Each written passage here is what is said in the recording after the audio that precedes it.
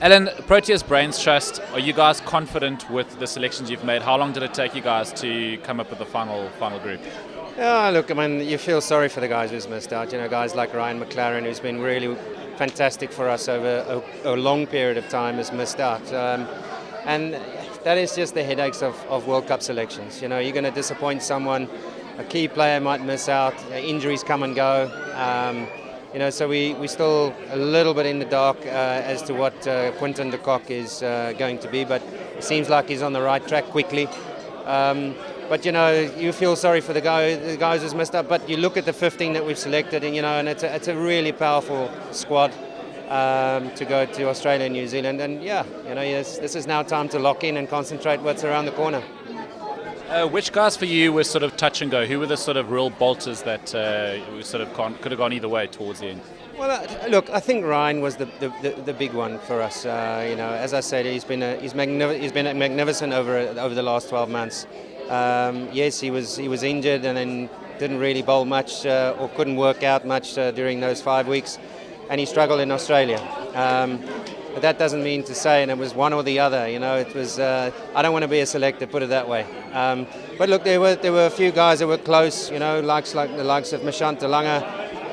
That could have easily. You know, those guys are probably on standby now. So, but it's all done now, and I think everyone's relaxed. It's been a very tense last few days, especially with the Test match. Players wanted to know whether they're in or not.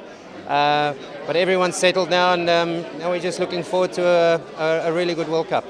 And then bowling coach, is this very much a horses for courses type of selection in terms of your bowling attack, going to Australia and New Zealand? The conditions in New Zealand and Australia is pretty much like our conditions, you know. So it's just the coaches and the captain and selectors and Russell Domingo really trying to find the right combination, the right balance for our attack on those kind of decks. So it's nothing new to us. We've had a really good workout in Australia, although we lost 4-1, but it was a really good experience especially for Kyle Abbott, who's never been there before, to experience those conditions. So it's going to be tough selection-wise. You know, we got to box clever. And then final question: we all know what has happened to the Proteas in previous ICC tournaments. From a psychological point of view, how have you guys approached this World Cup?